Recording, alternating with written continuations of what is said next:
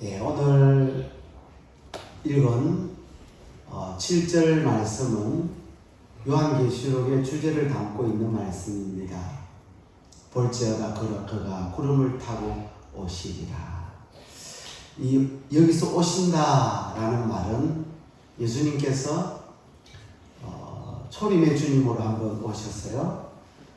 2000년 전에 유대 땅 베들레헴에 오셨습니다. 그리고 그 예수님이 다시 부활하셔서 하늘로 승천하시고 다시 재림주로 오신다, 그런 말이에요. 재림주로 오신다. 예수님의 재림은 박해받고 있었던 그 당시 초대교회 성도들에게 간절한 기대요, 또 위로가 되었습니다. 특별히 오늘 요한계시록을 기록한 이 사도 요한의 마음에도 다시 오실 주님으로 가득 차 있었어요. 오늘 이 본문에서 우리가 먼저 마음에 새겨야 할 중요한 말씀이 무엇일까? 첫 번째, 예수님은 재림하신다 하는 사실입니다. 한번 따라합시다. 예수님은 재림하십니다. 이 사실을 모르는 분이 있어요. 교회를 다녀도 예수님이 다시 오신다, 재림하신다라는 사실을 모르고 신앙생활하는 분들도 가끔 있어요. 우리가 예수님을 믿는다 할 때 예수님의 탄생을 믿어요. 근데 그 탄생은 남녀를 통해서 태어난 것이 아니라 예수님은 처녀의 몸 마리아를 통해서 성령으로 잉태되어 이 땅에 오신 분이라는 사실을 믿는 거예요. 바로 그것이 예수님의 탄생이에요. 그리고 예수 그리스도께서 죽으셨어요. 그냥 일반 사람들처럼 아파서 병들어서 또 나이가 되어서 그렇게 죽은 것이 아니라 인류의 모든 죄의 짐을 대신 짊어지고 대속의 죽음을 죽으셨다라는 사실을 믿는 거예요. 그리고 그 예수님은 죽은 지 3일 만에 다시 살아나셨어요. 살아나신 확실한 역사적 사건인 줄로 믿습니다. 이걸 믿어야 돼요. 그 부활하신 예수님이 하늘로 승천하셔서 올라가시고 지금 하나님 보좌 우편에 계시는데 그 주님이 다시 이 세상에 재림주로 이 세상을 구원하시고 심판하시기 위해서 오신다라는 사실까지 믿는, 이게 바로 예수님을 믿는 믿음의 내용인 줄로 믿습니다. 아멘.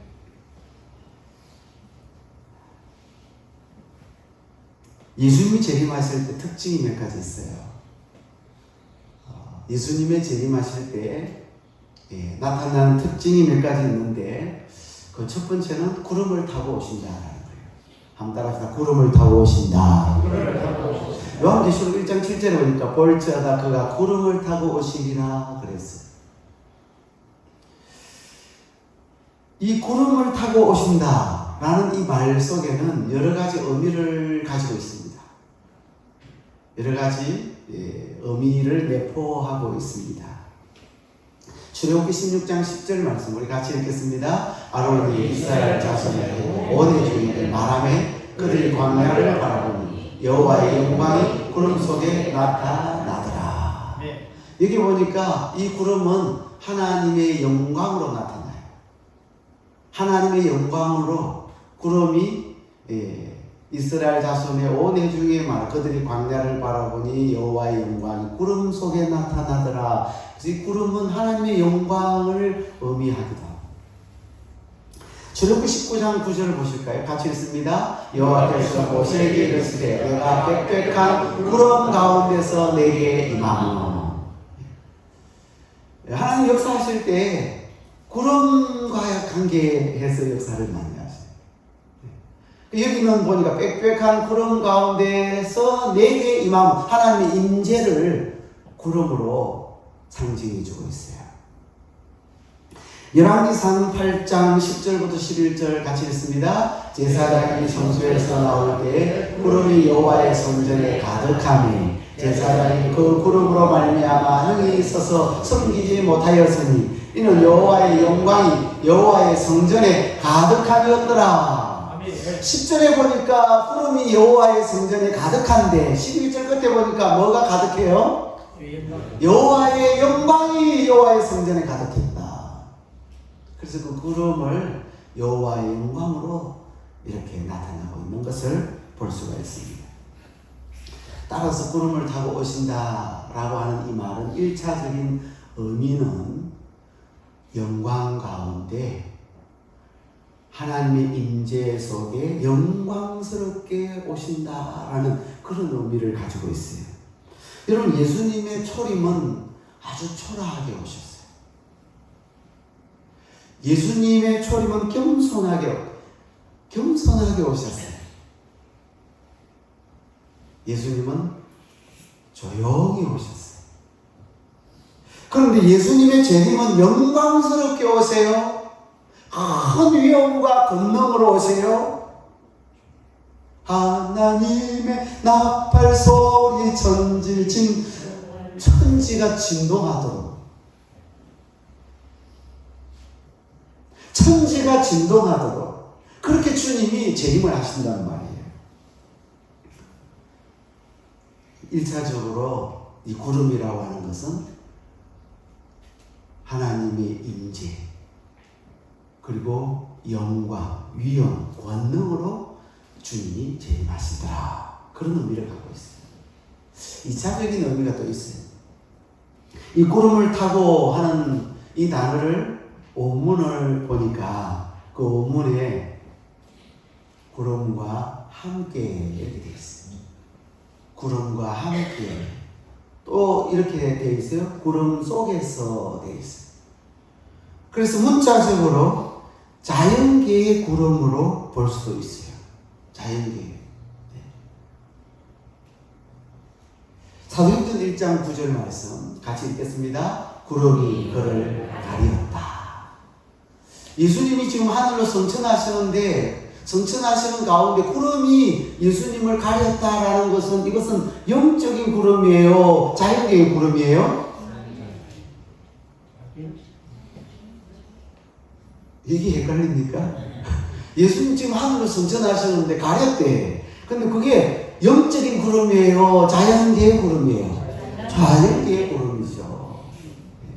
그래서 구름 가운데 구름이 예수님을 나중에 올라가실 때 가려요. 사도행전 1장 11절 같이 읽습니다. 하늘로 올려지신 이 예수는 하늘로 가시니 본 그대로 오시리라. 그래서 구름 가운데 구름에 가려져 올라가셨는데, 오실 때도 그 자연계의 구름 가운데 오신. 그래서 오늘 본문 7절에 구름을 타고 오시리라는 말은 자연계의 구름 가운데, 구름 속에 구름과 함께 오신다라는 의미가 되는 것입니다. 자, 1차적인 의미, 2차적인 의미가 다 있어요. 이 1차적인 의미와 2차적인 의미를 다 포함하는 말씀이 금주 암송 성경 구절인데 마가복음 13장 26절이에요. 우리 같이 한번 말씀을 읽도록 하겠습니다. 시작.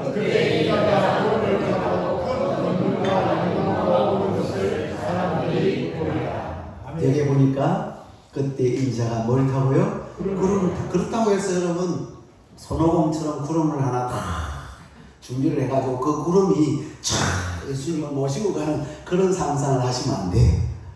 그런 구름이 아니고 구름 가운데 구름이 이렇게 자욱하게 있는 그 속에 주님이 재림을 하시는 거예요. 그런데 큰 능력과 영광으로 오시는데 사람들이 보리라, 그렇게 말하고 있습니다. 어떤 분은 이 구름을 상징적으로만 해석하는 분이 계시더라고요.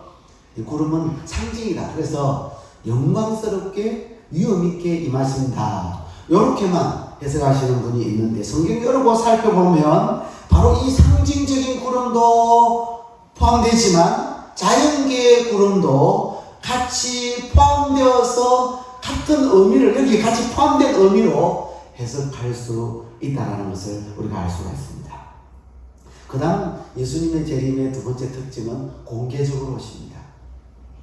요한계시록 1장 7절 중반절 같이 읽습니다. 각 사람이 눈을 그를 보겠고 그 그를 찌른 자들도 볼 것이요 그랬어요. 초림은 비공개적으로 오세요. 그래서 초림 때는 그 예수님의 오심을 아는 사람이 많아요, 적어요? 적어요. 몇 사람 안 돼요. 밤중에 양을 치던 목자들에게 천사들이 알려주죠. 동방박사들이 예수님의 오심을 알게 돼요. 그래서 예수님의 초림은 비공개적으로 오세요. 근데 예수님의 재림은 공개적입니다.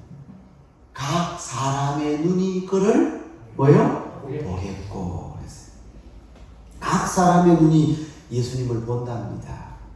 예수님의 재림은 영적으로 오시는 게 아니에요. 육체적으로 오세요. 볼 수 있도록 오세요. 여러분 영적으로 오면 예수님 보입니까? 안 보입니까? 안 보이죠. 예수님 재림을 못 봐요. 그래서 예수님은 영적으로 오시는 분이 아니라 육체적으로 우리의 눈으로 볼 수 있도록 예수님이 이 세상에 재림하신다. 여러분 이단자들 중에 예수님이 영으로 오신다고 주장하는 유명한 이단자들이 있어요. 영으로 오신다. 그래서 그런 단체가 있는데 예수님께서 영으로 오셔서 한 육체를 택해가지고 그래서 그 육체에 임하는데 그러면 그가 이긴 자가 된다는 거예요. 이렇게 주장하는 이유는 자신이 하늘로부터 오지 않았기 때문에. 재림은 어디서부터 와야 돼요? 하늘로부터 오시잖아요. 그럼 자기가 이 땅에 살잖아요. 자기가 재림주로 얘기하려니까 예수님은 영으로 오셨다 이야기예요. 그래서 영으로 오셔서 자기에게 그 영이 임했다고 그렇게 주장을 하니까 그 자기가 재림주가 되는 거예요. 이걸 설득하려고 하니까 예수님은 육신적으로 오면 안 되는 거예요. 보이는 눈, 우리 눈으로 보이면 안 되는 거예요. 근데 예수님은 성경에 분명히 올라가실 때 많은 사람들이 봤어요, 안 봤어요? 봤어요. 일시에 500명 이상이 예수님 부활하시는 하늘로 승천하시는 모습을 봤단 말이에요. 근데 그 예수님은 하늘로 올라가신 그대로 다시 오신다고 했으니 예수님의 오심도 각인의 눈이 각 사람이 각각 예수님의 오심을 볼 수 있게끔 그렇게 오시는 줄로 믿습니다. 근데 자기가 재림주가 되려고 하니까 예수님 영으로 임해야 되는 거예요. 자기에게 임했다는 거예요. 그래서 자기가 이긴 자가 되는 거예요. 그래서 자신이 재림주라며 백마를 하나 또 구입을 했다. 백마를. 그래가지고 백마를 타고 내가 재림 예수다 하고 막 손을 들고 막 다니는 참 코미디입니다. 코미디. 백마만 타면 다 재림 예수일까요? 그럼 부자는 다 재림 예수 될 수 있겠어요? 쏟지 마시기 바랍니다. 여러분 예수님이 성천하실 때 영으로 올라가지 않았어요. 그죠? 부활하신 몸으로, 부활하신 그 몸으로, 부활체로 예수님께서 올라가셨어요. 사도행전 1장 11절에 보니까 천사가 말합니다. 예수는 하늘로 가심을 본 그대로 뭐라 그랬어요? 오시리라. 따라서 영으로 재림한다는 말입니까? 육체적으로 재림한다는 말입니까? 육체적으로 부활의 몸을 가지고 그대로 재림하시는 거예요. 그리고 다 볼 수 있도록 각인의 눈이 그를 보겠고 다 보게끔 오신대요. 심지어 예수님을 찌른 자도 본다 그래요. 예수님을 찌른 자도. 여러분 찌른 자가 누굽니까? 예수님을 찌른 자가 누구죠? 로마 병정인 것 같죠? 예, 로마 병정. 예수님을 로마 병정이 참으로 푹 찔렀잖아요. 근데 여기서 찌른 자들도 볼 것이요 했는데 로마 병정이 아니에요. 로마 병정이 벌써 죽어가지고 무덤에 있어요. 못 봐요. 그럼 이 찌른 자, 이 찌른 자들 이런 단수예요, 복수예요? 복수예요. 실제로 예수님의 옆구리를 찌른 로마 병정은 한 사람 단수지만 여기에 오늘 성경에 보니까 찌른 자들도 본다 그랬어요. 그럼 예수님을 찌른 자들이라는 말은 예수님을 대적하고 예수님을 핍박하고 예수님을 믿는 하나님의 자녀들을 박해하고 주님의 몸된 교회를 핍박하는 자들을 가리켜서 찌른 자들이라고 합니다. 한마디로 말하면 불신자를 가리킵니다. 그들도 예수님이 영광스럽게 유혹과 능력으로 이 세상의 구름 가운데 재림하시는 모습을 볼 수 있게 재림하신다고 오늘 성경은 말씀하고 있습니다. 따라서 물어봅시다. 어느 날 설정 나타나가지고 내가 재림 예수다 라고 말하면 믿어야 됩니까? 안 믿어야 됩니까? 안 믿어요. 왜? 예수님의 재림은 공개적으로 오셔요. 다 보도록. 심지어 예수님을 박해하는 사람들도 다 보도록. 그래서 어느 날 갑자기 조용히 있다가 갑자기 나타나가 내가 재림 예수다 라고 말하면 믿을 수 없는 거죠. 믿으면 안 되는 거죠. 또 하늘로부터 구름 가운데 영광스럽게 오시지 않으면 다 가짜예요. 하늘로부터 영광스럽게 오시는 분이라야 그 진짜예요. 그리고 그분은 인류의 죄를 짊어지시고 십자가에 못 박혀 죽으셨다가 3일 만에 다시 살아나신 분이라야 됩니다. 한 번도 죽은 경험이 없는 자가 내가 예수다. 진짜예요? 거짓말이에요? 생각할 것도 없이 사기꾼이에요. 적그리스도예요. 네. 거짓말 치고 있는 거예요. 세 번째, 재림을 본 자들이 어떻게 해요? 애곡합니다. 재림을 본 자들이 애곡합니다. 요한계시록 1장 7절 하반절 같이 있습니다. 시작. 땅의 모든 족속이 그로 말미암아 애곡하리니 그러하리라. 아멘. 여러분, 예수님이 오늘 재림하신다면 여러분 어떤 반응을 보일까요? 예수님이 오늘 오후 3시에 재림하신다 그러면 여러분 어떤 반응을 보일 것 같아요? 지금 여러분 마음이 쿵덕쿵덕쿵덕. 1번, 예수님 아직은 아닌 것 같은데요. 제가 준비가 안 됐어요. 예수님 좀 조금 더 기다리시면 안 될까요? 조금 더 계시면 안 될까요? 이게 1번이에요. 2번, 완전히 멘붕이에요. 충격을 받았어요. 안돼. 아이고 망했다 이거. 이렇게 신앙생활 해가지고 내가 망했구나. 이런 분. 2번, 3번, 주 예수님 오시옵소서. 내가 기다렸습니다. 마라나타. 주님, 주님, 주님. 할렐루야. 이 3번. 자, 손 들어볼까요? 1번, 2번, 3번이 다 되시기를 주님을 축복합니다. 주님 좀 더 이따 오시면 안 될까요? 걱정인데 우리 집에 아직도 예수 안 믿는 사람들이 있는데 막 충격받아가지고 내가 지금까지 이렇게 신앙생활 했는데 이러다 망하는데 큰일인데요. 이러는 분 되지 말고 정말 주님을 사모하고 그 주님 오신다면 할렐루야 감격하고 맞아들일 수 있는 그런 신앙들이 되기를 주의 이름으로 축복합니다. 하지만 오늘 본문에는 예수님의 재림을 본 땅에 있는 모든 족속이 어떻게 한다고 했어요? 애곡한다고 했어요. 그러하리라. 사실이다 이 말이에요. 아멘 그랬어요. 진실로 그렇다 이 말이에요. 이 애곡을 어떤 분은 성경의 설교가 중에 어떤 분들은 회개의 애곡이라고 해석을 하는 분이 있더라고요. 이 애곡은 회개의 애곡일까? 이때는 예수님께서 이 세상을 심판하시기 위해서 오신 거예요. 이 세상의 정결한 신부들은 구원하고 그리고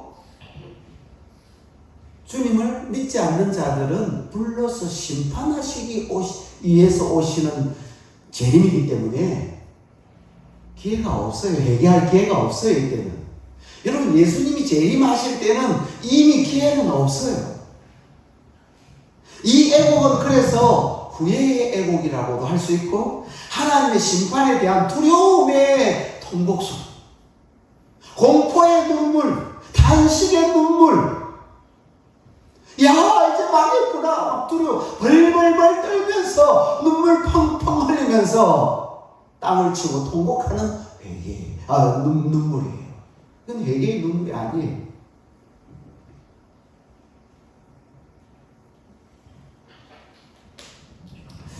제가 전도사 시절에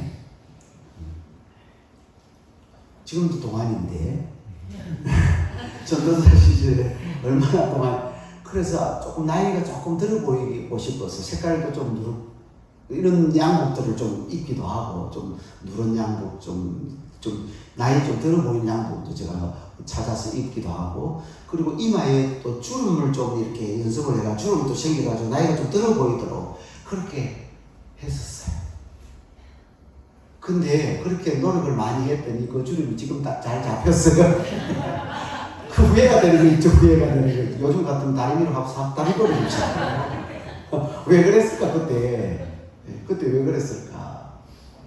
얼마 전에 저녁에 사모가 저보고 그래요. 목사님, 주름이 골이 많이 깊어가지고 이제 고구마 줄기 심어도 되겠다.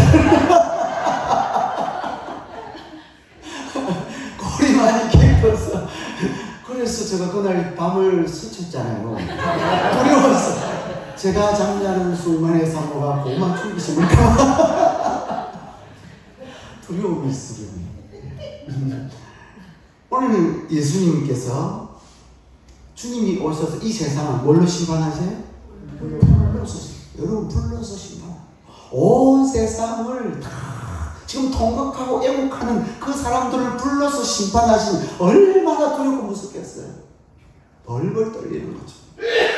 그런데 주님이 오셔서 그렇게 이 세상을 심판하신다고 생각하니 그들은 펑펑 통곡하면서 오는데, 여러분 주님 오실 때 애곡하는 자의 자리에 서지 않기를 주의 이름으로 축복합니다. 오히려 주님이 오실 때 너무 기뻤어, 너무 감사했어, 너무 감격했어.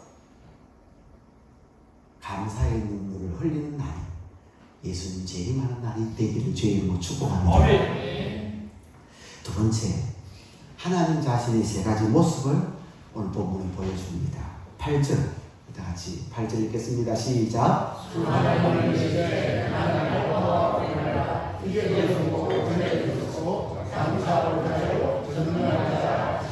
아멘. 여기 보니까 하나님에 대해서 자신을 세 가지의 모습으로 소개를 하는데, 첫 번째는 알파와 오메가라. 계시록 1장 8절 상관, 주 하나님이 이르시되 나는 알파와 오메가라. 하나님께서 직접 자신을 가리켜서 알파와 오메가라 그래요. 여러분, 이 알파와 오메가, 우리 강대상에 여기 있네요. 밑에도 있는지 모르겠어요. 이 알파와 오메가는 헬라어 첫 철자, 그게 알파예요. 그리고 마지막 철자가 오메가예요. 그래서 알파와 오메가 이렇게 되어 있습니다. 다른 곳에서는 이 말을 이렇게 해석해 놨습니다. 처음과 나중, 처음과 끝, 처음과 마지막, 이렇게 이야기해 놨습니다. 이 말은 온 우주 만물을 시작하게 하신 하나님은 창조주시다. 그리고 이 세상을 심판하실 최후 심판자가 되신다라는 사실을 보여주는 명칭이 바로 알파와 오메가라는 명칭입니다. 또 이 알파와 오메가라는 말은 영원토록 존재하시는 하나님을 뜻하기도 해요. 따라서 하나님만이 신이세요. 유일하신 신이세요. 아멘. 오늘 저와 여러분이 섬겨야 될 신은 바로 여호와 하나님이신 줄로 믿습니다. 아멘. 그 하나님께만 영광을 돌리고 그 하나님만 의지하고 그 하나님만 섬길 수 있는 저와 여러분 되기를 주님으로 축복합니다. 아멘. 두 번째, 하나님에 대해서 이제도 있고 전에도 있었고 장차 올 자. 4절 말씀에도 똑같이 이야기를 했죠. 이미 4절에도 하나님 자신에 대해서 소개를 했죠. 이 말은 하나님의 영원성을 강조하는 말이에요. 하나님은 영원하신 분이시다.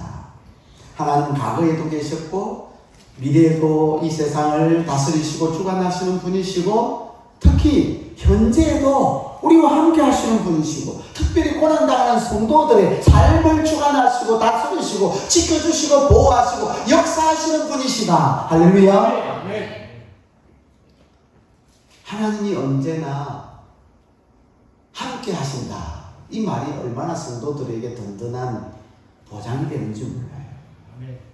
구약 성경에 보면 하나님 모세와 함께 하시고 여호수아와 함께 하셔서 그 힘든 지도자의 사명을 그들이 잘 감당. 그들 힘으로 못해요.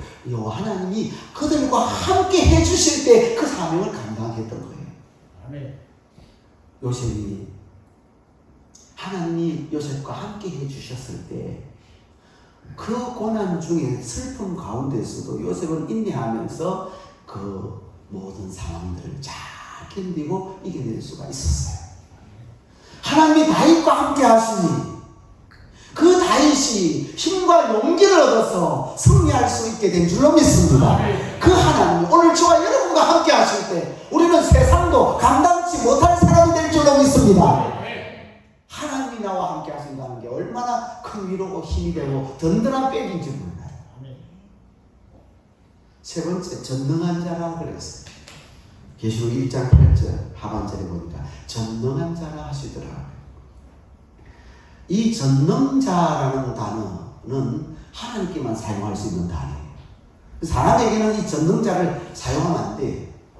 그런데 그 당시에 도미티안 황제 그리고 또 가이사 황제 이런 사람들이 이 용어를 썼어요. 이 용어를 도용을 한 거죠.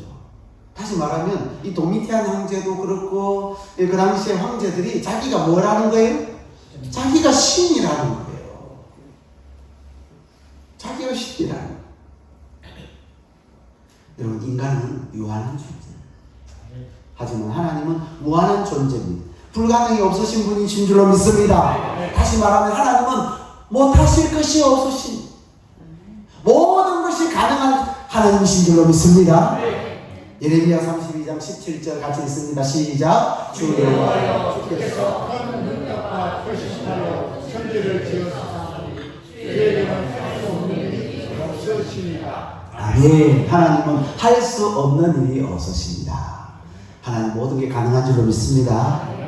그래서 하나님 우리와 함께 하시면요, 우리는 어려움에 처해도 고난에 처해도 인생의 문제가 있고 또 슬픈 문제가 있고 아픔의 문제가 있고 자녀의 문제가 있어도 하나님이 나와 함께 하시면 그 문제를 뚫고 나가게 될 줄로 믿습니다.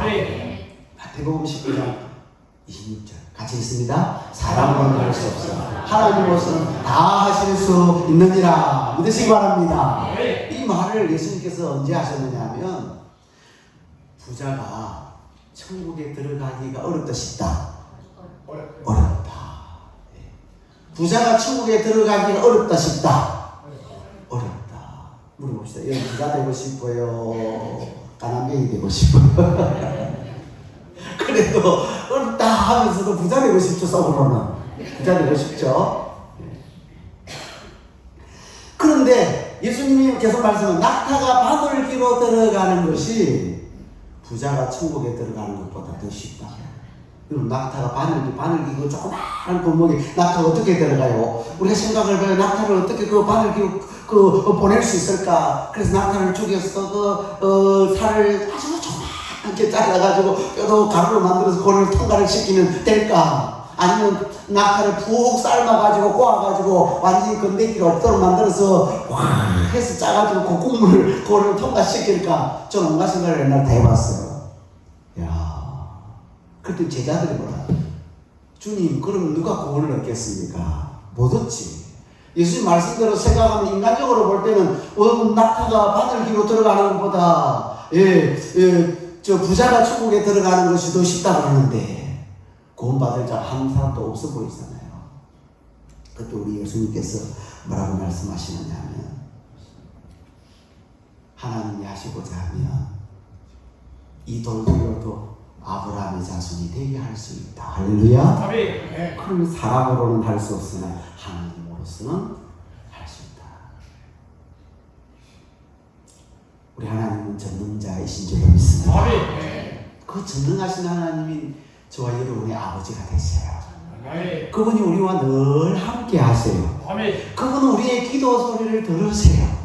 우리에게 도움을 주고 싶어 하세요. 그 전능하신 하나님을 여러분의 아버지로 모셔서 날마다 승리하는 삶을 사시기를 주의 이름으로 축복합니다. 정리하겠습니다. 예수님은 반드시 뭐 하신다? 재림하신다. 그 예수님의 재림은 영광 중에 권능으로 위엄으로 이 땅에 오시고 구름 가운데 구름과 함께 구름 속에서 오시는 분이시다. 그리고 그 예수님이 오시는 재림의 모습은 공개적으로 오신다. 숨어서 오시는 것이 아니라, 조용히 오시는 것이 아니라, 알리지 않고 오시는 것이 아니라 모든 사람들이 볼 수 있도록 천사장의 나팔 소리와 함께 위엄 있게 공개적으로 오시는데 각 사람의 눈이 그를 보겠고, 예수님을 핍박하던 자, 예수님을 대적하던 자, 하나님의 자녀를 핍박하는 그런 사람들이 다 볼 수 있도록 오신다. 그리고 땅에 있는 모든 족속이 애곡한다고 했어요.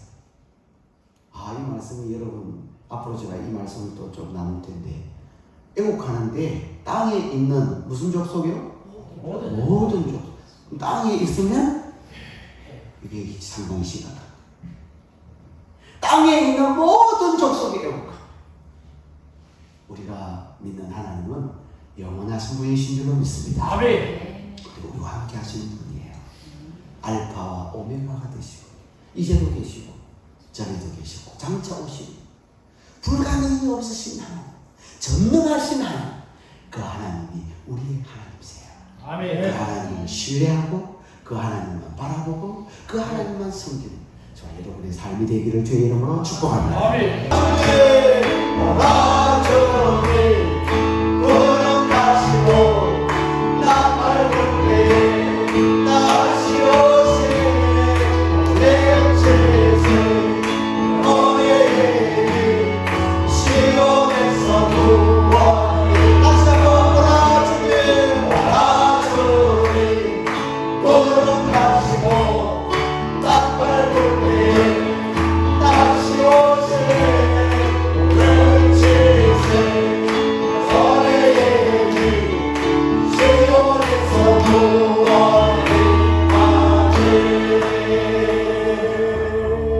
우리 주여 한번 부르짖고 간절하게 기도하겠습니다. 주여, 거룩하신 하나님 아버지 감사합니다. 오늘 이 아침에도 우리에게 귀한 생명의 말씀을 주시고 말씀 붙들고 말씀 어지하고 살아갈 수 있도록 이 마지막 때에 만든 양식을 주시니 감사합니다. 하나님의 말씀을 잘 알게 하여 주옵소서. 하나님의 말씀을 잘 배우게 하시옵소서. 이와 계시는 말씀을 읽은 자, 듣는 자의 말씀대로 지키는 자 복이 있다고 하셨는데, 이 말씀을 잘 읽고 듣고 배워서 지키는 자가 되게 하여 주옵소서. 특별히 주님 오실 때 주의 재림을 통하여 많은 이단자들이 미혹합니다.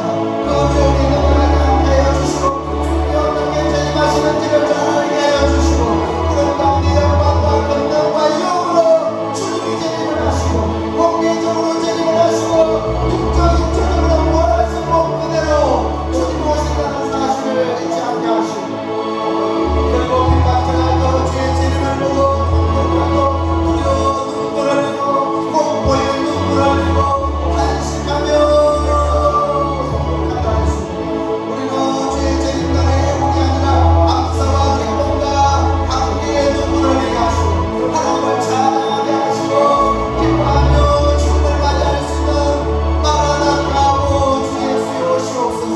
주 예수여 오시옵소서. 주의 재림을 맞이할 수 있는 저희들 되게 하여 주옵소서. 정당한 명을 주관하시는 전능자 하나님, 그 하나님이 내 하나님, 내 아버지가 되신다는 사실을 알고 그 하나님을 의지하고 그 하나님을 섬기며 살아가는 우리의 남은 생애가 되게 하여 주시옵소서.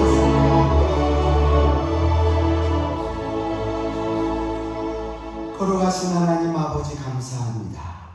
요한계시록의 말씀을 읽고 듣고 지키는 자가 복이 있다고 하셨습니다. 네. 오늘 이 자리에 참석한 우리 모든 성도님들이 복된 자가 되게 하여 주시옵소서. 하나님의 말씀을 열심히 읽고 듣고 배우게 하여 주시옵소서.